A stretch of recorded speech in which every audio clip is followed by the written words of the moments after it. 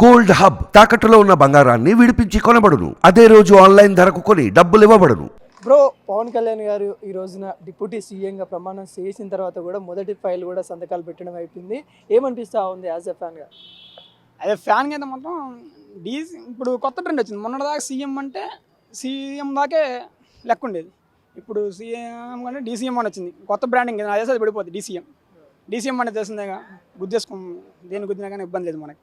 అట్లా పవన్ కళ్యాణ్ని assembly gate కూడా టచ్ చేయనియ్యమని చెప్పిన వాళ్ళు కొంతమంది ఉంటే, మరి ఈరోజు మళ్ళీ వెళ్ళే ఛాన్సెస్ అయితే వస్తాయి. పవన్ కళ్యాణ్ గారు టచ్ చేయడమే కాన్సన్ట్రేషన్ పెట్టి వాళ్ళు టచ్ చేయడం మర్చిపోయారు. పాపం వాళ్ళు మర్చిపోయారు. మేము కూడా అసెంబ్లీలోకి వెళ్ళాలని మర్చిపోయినట్టున్నారు. దానివల్ల వాళ్ళు లోపల బాలేకపోయారు పాపం. ఇప్పుడు పవన్ కళ్యాణ్ గారు ఒక్కడే ఉండు, వాళ్ళందరూ అన్నోళ్ళంతా బయట ఉంటారు. ఇట్లా తీసుకున్న సీట్లు మొత్తం గెలిచి 100% స్ట్రైక్ రేస్ అయితే ఈరోజు అయితే నాకు తెలిసి మన క్రికెట్లో కూడా చూసున్నాం. 100% స్ట్రైక్ రేట్ 100 బాల్ 100 అంటే ఉండదులే, దీని కాంట్రవర్సీ చేయదు. మాత్రం పొలిటికల్ పరంగా అదో రికార్డు. ఆయన ఒక్కడే గెలవాడు అంటే గెలవడు అన్న వ్యక్తి. నేను ఒక్కడనే గెలవను, నాతో పాటు నిలబడ్డ ప్రతి ఒక్కరిని గెలిపించుకొని అసెంబ్లీ తీసుకుపోతాను. టు బి స్ట్రాంగ్గా చెప్పాడు. టు బి స్ట్రాంగ్గా మొత్తాన్ని తీసుకుపోయాడు. ఆయన చెప్పింది కూడా అందుకే పవన్ కళ్యాణ్ మీద నరేంద్ర మోడీ గారు పవన్ కాదు తుఫాన్ అని దేశ ప్రధాని సైతం మెచ్చుకునే రీతిలో ఎగిరిపోయారంటే ఏ విధంగా చూడొచ్చు? ఆయన ఇప్పుడు మెచ్చుకున్నారంటే ఓకే. ఇప్పుడు 2014 నుంచి మా స్ట్రగుల్ అయితే ఎంతమంది ఇంజనీర్స్ ఇచ్చారు. కొంతమంది అయితే లెక్క పెట్టి మొన్న కాంట్రవర్సీ అన్నా నీకేదో పదవి ఇచ్చి నిన్ను చేసుకోమంటే పక్కన పిల్లలు లెక్క పెట్టుకునే కాడుందన్న నీ పొజిషన్ మొత్తం అని. అలాగా అదైతే కరెక్ట్ కాదు. అలా నెగిటివ్గా కామెంట్ చేసిన మొత్తం అక్కడే ఉండిపోయారు. ఈయన మాత్రం ఈ మొత్తం తీసుకొని కొట్టి నేను కత్తే మారి పేకలు తగ్గొస్తుంది అన్నట్టు తయారయ్యాడు. నిజంగా ఒక్క ఫ్యామిలీ అనే కాదు, పర్సనల్ కూడా చాలా ఇబ్బంది పెట్టిన తరుణాలు అయితే మనం చూస్తాం. ఎలా చూడొచ్చు? పర్సనల్గా అంటే మా ఆంధ్రాలో తెలిసింది. మా ఆంధ్రాలో కొంచెం టికెట్స్ రేట్లు ఇష్యూ ఉన్నాయి. అది పవర్ స్టార్కి మూవీ పరంగా చాలా స్ట్రగుల్ తీసుకొచ్చింది. అయినా కానీ ఎక్కడ తగ్గల. అయితే కానీ అది బోని అన్నాడు, చేశాడు. అట్టా తీసుకొని ముందుకు వచ్చాడు. కానీ నాకు తెలిసి మ్యాక్సిమం నాయకులు అంత రిస్క్ తీసుకొని ముందుకు వచ్చినట్టు ఎవడలేడు. ఒక పార్టీతో మనం పొత్తు పెట్టుకున్నామంటే చెప్పాడుగా ఎన్ని సీట్లు, నీకు ఎన్ని సీట్లు, నాకెన్ని సీట్లు అని తేల్చుకొని కానీ పెట్టామని. అట్లాంటిది సరే ఇప్పుడు నేను కలిసి వస్తా, ఏం చేస్తా చేసుకోపో అని ధీమాకు ముందుకు వచ్చి మాట్లాడిన వ్యక్తి పవన్ కళ్యాణ్ కదా. దానికి ఆయన గ్రేస్కి మెచ్చుకోవాలి.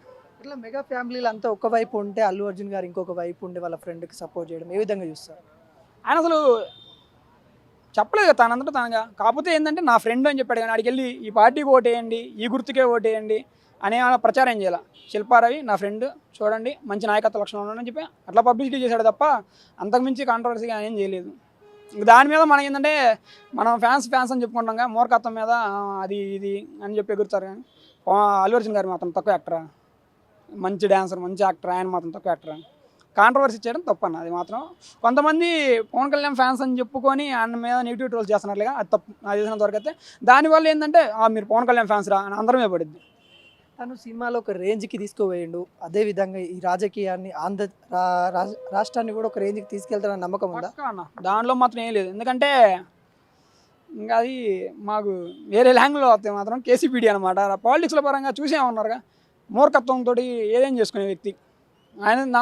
నా పర్సనల్ లైఫ్ కాదు, ప్రజల కోసం నేను ముందుకు వస్తా, ఏం చేస్తాను, నా సినిమాలు దెబ్బతిస్తా, సరే సినిమాలు తీయటం ఆపేస్తా అని చెప్పి తన సినిమాలు ఆపుకొని మిగతా వాళ్ళ సినిమాలకి ఇచ్చిన ఆయన. ఇంకోటి ట్రోల్ కూడా చేస్తూ ఉన్నారు, తనకు అసలు అనుభవమే లేదు, అనుభవం లేని వ్యక్తికి కూడా 3-4 మినిస్టర్స్ ఎలా ఇస్తారు అని కూడా చెప్తా ఉన్నారు. కాంట్రవర్సీ అన్న మాకు ఫస్ట్ 2019లో ఒక సీఎం వచ్చాడు, పేర్లు చెప్పడం. ఆయనకి ఏ అనుభవం ఉందని సీఎం డైరెక్ట్గా పార్లమెంట్లో నెంబర్ ఆఫ్ పార్లమెంట్ అయ్యాడు. తర్వాత ఒకసారి అసెంబ్లీకి వచ్చాడు, 2 times ఏమో అసెంబ్లీకి వచ్చాడు. ఆయనకి ఏ అనుభవం ఉందని చెప్పి సీఎం అయ్యాడు. అంతే కదా, అనుభవం అనేది పని చేసే కొద్దీ వచ్చింది. దెబ్బ తగిలితే దాని నుంచి హార్ట్ తేలుతుంది తప్ప దీని నుంచి కాంట్రవర్సీ చెయ్యాలని చేయడమే తప్ప ఒక్కటి లేదు. జగన్ గారు అప్పటిదాకా పవన్ కళ్యాణ్ పేరే ఎత్తని వ్యక్తి ఒకేసారి ఓడిపోయిన తర్వాత పవన్ కళ్యాణ్ గారికి శుభాకాంక్షలు అని చెప్పడం ఏ విధంగా చూస్తారు? ఇంకా అదంతా అదే పర్సనల్ లైఫ్ అనుకుంటాం. అది పర్సనల్ లైఫ్లో పోయినట్టు. ఇప్పుడు పొలిటికల్ పరంగా మేము ఎన్ని విమర్శలైనా చేస్తాం, తర్వాత మాత్రం మేమంతా ఒకటే. లేదు మాకు ఈ వైరత్వం మొత్తం పాలిటిక్స్లోనే, బయట అంతా మేము మనుషులమే అని చెప్పుకోవడం తప్ప ఆయన కాంట్రవర్సీ ఏం చేయాలి. శుభాకాంక్షలు తెలియజేశారు. అన్న, రిషికొండ అయితే జగన్ గారు కట్టిన ప్యాలెస్ గురించి మీరు ఏమనుకుంటా ఉన్నారు? అక్కడ చూసుకున్నట్లయితే బాత్రూమ్ టబ్బుకు కూడా 24 లక్షలు అంట. మీరు ఏమనుకుంటా ఉన్నారు? అయితే రిషికొండ గురించి చెప్పాలంటే మొన్న చూపించిన విజువల్స్ అన్నీ ఎలక్షన్ ముందు చూపిస్తే ఇంకా బాగుండేది. ఆ వచ్చిన 11 కూడా రాకపోను. ఎందుకంటే పేదలకి పెత్తందారులకి ఇద్దామని రాజకీయం చేసిన ఈ జగన్మోహన్ రెడ్డి ఆ ప్యాలెస్ పేద ప్రజలు ఇంకా చూసుంటే ఈ పేదవాడా అని చీకొడతారు. ఇంకా ఇచ్చిన 11 సీట్లు కూడా ఇవ్వకపోదురు. దారుణం అనమాట. ఎందుకంటే 2014-19 టైంలో చంద్రబాబు గారు పట్టిసీమ ఎత్తిపోతలు 1400 కోట్లతో ఖర్చు పెట్టి చేస్తే పోలవరం ప్రాజెక్ట్ అయిపోతుంది కదా, 1400 కోట్లు గోదావరిలో పోసినట్టు మాట్లాడారు వీళ్ళు, ఈ వైసీపీ నాయకులందరూ జగన్మోహన్తో సహా. 1400 కోట్లు పెట్టుబడి పెట్టడం వల్ల 4 సంవత్సరాలు రైతులు పంటలు పట్టించుకున్నారు. దాని ద్వారా ఇండైరెక్ట్గానో డైరెక్ట్గానో గవర్నమెంట్ బోర్డు ట్యాక్స్ వచ్చింది. అదే 500 కోట్లు ఈ భవనం కడితే ఏంటి పచ్చిగా మాట్లాడాలంటే ఈయన దీనికి వెళ్తాకి 28 లక్షలు కావాలా, 13 లక్షలు కమ్మోడు కావాలా చెప్పండి. అసలు జగన్మోహన్ రెడ్డి అతను పేదవాడా? లోటస్ పాండ్, బెంగళూరులో ప్యాలెస్, కలకట్టాలో ప్యాలెస్ ఇన్ని కట్టి జనాలు ఎంత పచ్చిగా మోసం చేస్తున్నాడంటే పేదలకి పెత్తందారులకి అని చెప్పి ఆడేదో పేదవాళ్ళు లేక అతను పేదల తరపు మాట్లాడేవాళ్ళు లేక మాట్లాడి ఆంధ్ర పేదలను గొర్రెలు అనుకున్నాడు. కానీ వాళ్ళు ఏంటో 5 సంవత్సరాలు అధికారం ఇచ్చాం, మళ్ళీ రీకాల్ చేసి అధికారం లేదు కాబట్టి భరించారు తప్ప 5 సంవత్సరాలు అయ్యాక ఆంధ్ర ప్రజలు తెలివితేట ఏంటో చూపించారు. ఎందుకంటే ఈ దుర్మార్గుడిని రాక్షసుడిని జైలుకి పంపిస్తే తరువాయక. ఎందుకంటే మనం చరిత్రలో చెప్పుకున్నాం, ద్వాపరయుగంలో ఎవరంటే నరకాసురుడిని చంపి సత్యభామ దీపావళి జరిగింది. కానీ మా ఆంధ్రాకి మన జూన్ 4వ తారీఖు దీపావళి. ఇలా చూస్తారు నిజంగా ప్రజల ధనం ఎంత ఆయనకు మళ్ళీ గెలుస్తా అని భరోసానా, లేకుంటే మళ్ళీ గెలిస్తే నేను అందులో ఉంటా అని అనుకున్నాడు.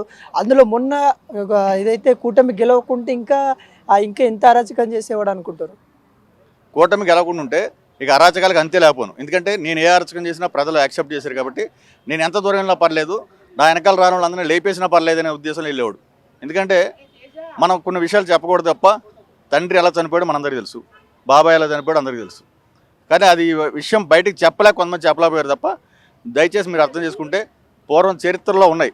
బాబర్ తండ్రిని చంపి రాజమేలుడు, అది కలియుగంలో ఇది కూడా జరిగినాయి. ఈ మాట ఇప్పటివరకు నాకు తెలిసి ఎవరు డైరెక్ట్గా ఓపెన్గా చెప్పలేకపోతున్నారు. ఒక రిలయన్స్ కంపెనీ అతను మా తండ్రిని చంపాడని రిలయన్స్ షాపులు బద్దలు ఒక అనుమానం ఉంటే మన తండ్రిని చంపిన వాడి మీద అనుమానం ఒక అతని మీద ఉంది. అతను మన దగ్గర దరిచారు నీకెళ్ళిన అసలు. కానీ అతను పిలిచి ఎంపీ సీట్ ఇచ్చారు అంటే ఏమనుకోవాలి? మీ మధ్యలో ఉన్న కుమ్మక్కేంటి ఆలోచించండి ఒకసారి ప్రజలారా. ఈ పోలవరం ఏదైతే ప్రజలకు యూజ్ అయ్యేది అది కట్టకుండా ఈ ప్యాలెస్లు కట్టడం ఏ విధంగా చూస్తారు మీరు? నిజం చెప్పాలంటే పోలవరం ప్రాజెక్టు వల్ల ఆంధ్రప్రదేశ్ ఆల్రెడీ అన్నపూర్ణ, ఈయన వచ్చాక అన్నపూర్ణ అనే పదమే పోయింది, మరో బీహార్ అని వచ్చింది. కానీ ఇప్పుడు బీహార్ అనకూడదు, దేశంలో పోల్చాలంటే మరో ఆంధ్రప్రదేశ్ అనే పోల్చుకోవాలి తప్ప బీహార్ కూడా డెవలప్ అయింది. ఆంధ్ర పూర్తి అనకూడపోయింది ఈ మహానుభావుడు వల్ల. సో పోలవరం కట్టు ఉంటే కనుక చాలా బాగుండేది. పోలవరం నిర్లక్ష్యం చేయడం చంద్రబాబుకి పేరు వస్తుంది అనుకున్నాడు తప్ప అతను సరిగ్గా ఆలోచించాల. ఆ పోలవరం ప్రాజెక్టు పునాది వేసింది రాజశేఖర రెడ్డి గారి. వాళ్ళ తండ్రికి కూడా పేరు రాకూడదు అనుకున్నాడు అతను.